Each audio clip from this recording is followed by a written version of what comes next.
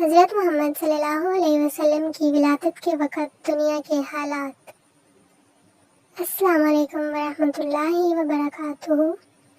الحمدللہ، آج ہم ایک نہایت بابرکت موضوع پر بات کریں گے۔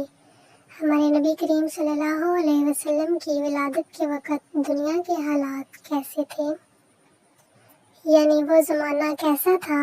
عرب کا معاشرہ کن اندھیروں میں ڈوبا ہوا تھا، اور پھر آپ صلی اللہ علیہ وسلم کی آمد نے دنیا کو کس طرح روشنی عطا کی۔ دنیا کا مجموعی حال۔ نبی صلی اللہ علیہ وسلم کی ولادت سے پہلے دنیا ظلم، ناانصافی اور گمراہی میں ڈوبی ہوئی تھی۔ ایک طرف روم اور ایران جیسی طاقتیں دنیا پر حکمرانی کر رہی تھیں، لیکن ان کی سیاست ظلم اور طاقت کے زور پر چلتی تھی۔ دوسری طرف عرب کی سرزمین پر جہالت، بت پرستی، قتل و غارت، ظلم اور بے حیائی عام تھی۔ دنیا کے کسی کونے میں حقیقی انصاف اور امن نہیں تھا۔ انسان کا دشمن بن چکا تھا۔ عرب کے حالات۔ عرب کے لوگ اپنی جاہلیت میں مشہور تھے۔ ہر قبیلہ اپنے آپ کو بڑا سمجھتا اور معمولی بات پر خون خرابہ ہو جاتا۔ شراب نوشی، جوئے اور زنا عام تھے۔ عورتوں کی کوئی عزت نہ تھی۔ بیٹی کو زندہ دفن کر دیا جاتا، باعث فخر سمجھا جاتا تھا۔ طاقتور کمزور کو دباتا اور غلاموں کے ساتھ جانوروں سے بھی بدتر سلوک ہوتا۔ یہ معاشرہ ظلم و تاریکی کا گڑھ بن چکا تھا۔ مذہبی حالات۔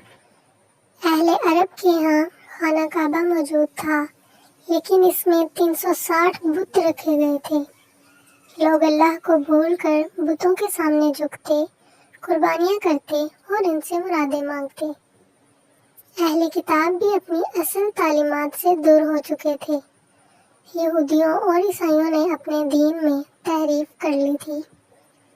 یوں لگتا تھا کہ انسانیت کو روشنی کی تلاش ہے، مگر کوئی راہ دکھانے والا نہیں ہے۔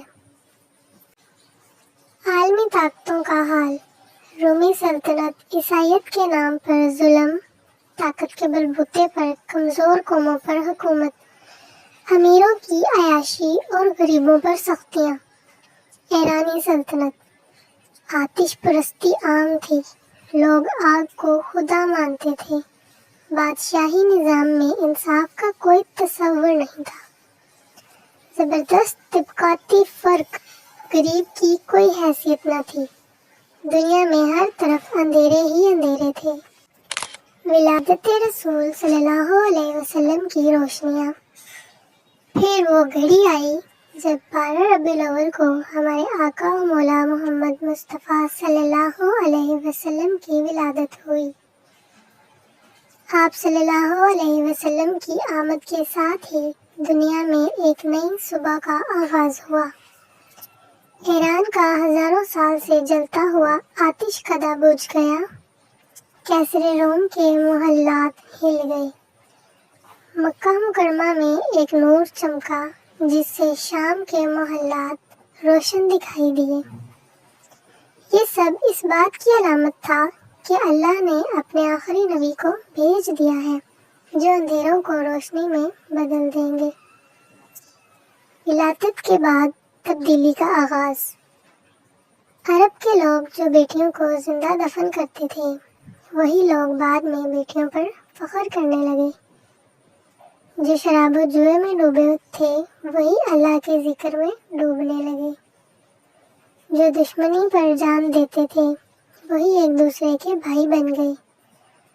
غلاموں کو آزادی ملی، عورتوں کو عزت ملی، کمزوروں کو سہارا ملا۔ دنیا میں پہلی بار انسانیت نے حقیقی امن اور عدل کا ذائقہ چکھا۔ آج کے لیے سبق۔ یہ جاننا ضروری ہے کہ نبی صلی اللہ علیہ وسلم کی ولادت صرف ایک تاریخی واقعہ نہیں، بلکہ ایک پیغام ہے۔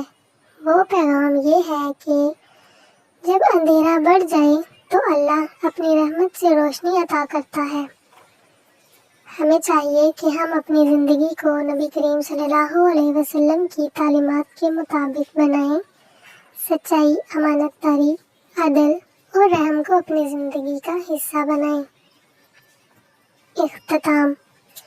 آخر میں ہم یہ دعا کرتے ہیں کہ اللہ تعالیٰ ہمیں نبی کریم صلی اللہ علیہ وسلم کی آمد کا حق ادا کرنے کی توفیق دے اور ہمیں ان کی سنتوں اور سیرت پر عمل کرنے والا بنائے۔